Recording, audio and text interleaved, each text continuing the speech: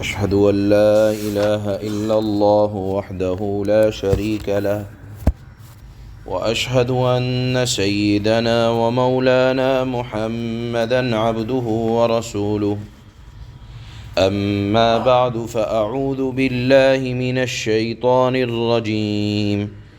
بسم الله الرحمن الرحيم. ويوم يعرض الذين كفروا على النار أذهبتم طيباتكم في حياتكم الدنيا واستمتعتم بها فاليوم تجزون عذاب الهون بما كنتم تستكبرون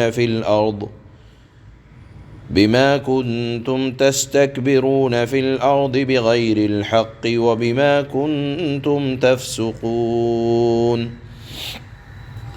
صدق الله مولانا العلی العظیم۔ اس آیت کے اندر اللہ پاک نے ایک خاص مضمون بیان فرمایا ہے۔ وہ مضمون یہ ہے کہ جو لوگ صاحب ایمان نہیں ہیں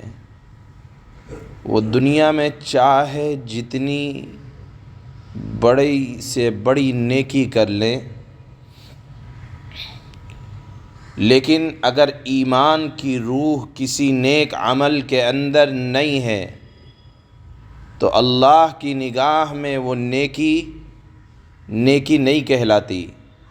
نیکی تب بنتی ہے جب اس کے اندر ایمان کی روح ہو۔ لہذا غیر مومن چاہے جتنی بڑی سے بڑی نیکی کر لے آئیں، اگر ایمان نہیں ہے تو اللہ کی نگاہ میں اس کی کوئی حیثیت نہیں ہے۔ چنانچہ آیت میں بیان کیا گیا وَيَوْمَ يُعْرَضُ الَّذِينَ كَفَرُوا عَلَى النَّارِ، کہ قیامت کے دن جب ان کافروں کو جہنم کے قریب لا کر کھڑا کیا جائے گا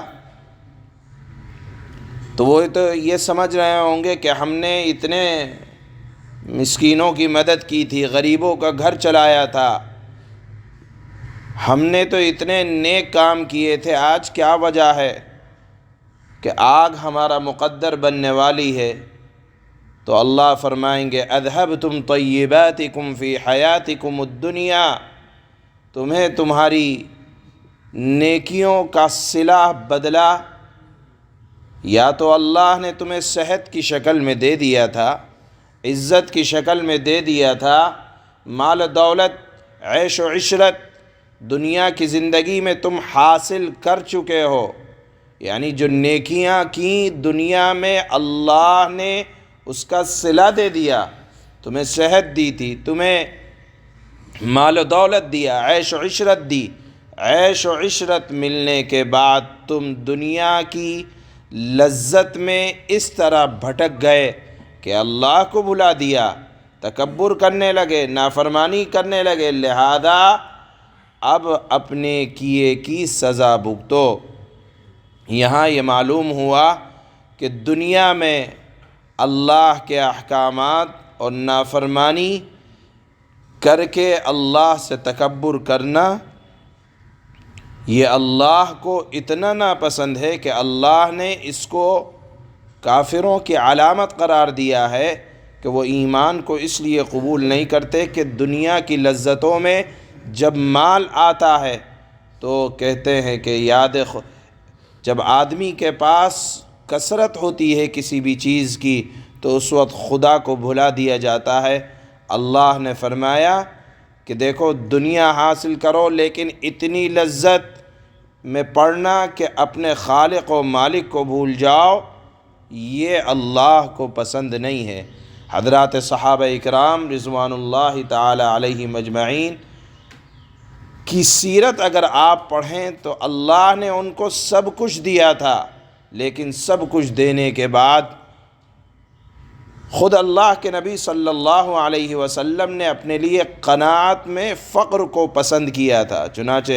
حضرت علی رضی اللہ تعالی عنہ کا یہ قول بہت مشہور ہے کہ تم اللہ سے تھوڑے سے رزق پر راضی ہو جاؤ، اللہ تم سے تمہارے تھوڑے سے عمل سے راضی ہو جائے گا۔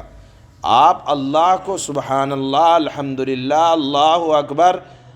کہنے سے بھی راضی کر سکتے ہیں، آپ اللہ کو، غریب کو ایک لقمہ کھانا کھلانے سے بھی راضی کر سکتے ہیں۔ اسی لیے حضرت علی فرمایا کرتے تھے کہ تم اللہ سے تھوڑے سے جتنا بھی ملے اللہ کی طرف سے تم اس سے راضی رہو، اللہ تمہارے تھوڑے سے عمل سے راضی رہے گا۔ اسی طرح حضرت عمر رضی اللہ تعالی عنہ نے ایک مرتبہ اللہ کے نبی سے فرمایا کہ اللہ کے نبی، آپ اللہ کے اتنے پسندیدہ ہیں، آپ کا دین اللہ کو اتنا پسند ہے، لیکن ہم دیکھتے ہیں کہ روم و فارس کے لوگ مزے اڑا رہے ہیں اور آپ کی امت ہے کہ فقر غالب ہے۔ اس کے جواب میں اللہ کے نبی صلی اللہ علیہ وسلم نے ارشاد فرمایا کہ اے عمر، تم کو اس بات پر قناعت کرنی چاہیے کہ مشرکوں کے لیے دنیا کا چین اور سکون ہے اور ہم لوگوں کے لیے عقبہ کا۔ اس نصیحت کا حضرت عمر رضی اللہ تعالی عنہ کے دل پر ایسا اثر ہوا کہ اس دن سے آپ کے دل سے دنیا کی راحت کا خیال بالکل اٹھ گیا۔ لہذا اگر دنیا میں کبھی پریشانیاں آئیں، تنگی کا سامنا ہو، تو اس بات پر صبر کرنا چاہیے کہ ہم سے زیادہ مصائب اور پریشان کائنات کے دولہا جناب رسول اللہ صلی اللہ علیہ وسلم پر آئیں اور آپ نے اس کو برداشت کیا، اللہ کی طرف سے آنے والے ہر مسائل پر خوش دلی سے صبر کیا، اللہ ان سے راضی ہوا۔ اور جو لوگ دنیا کی لذتوں میں پڑھ کر ایمان کو اور اللہ کو بھول جاتے ہیں، تو اللہ نے فرمایا کہ آخرت میں ان کے لیے کسی طرح کا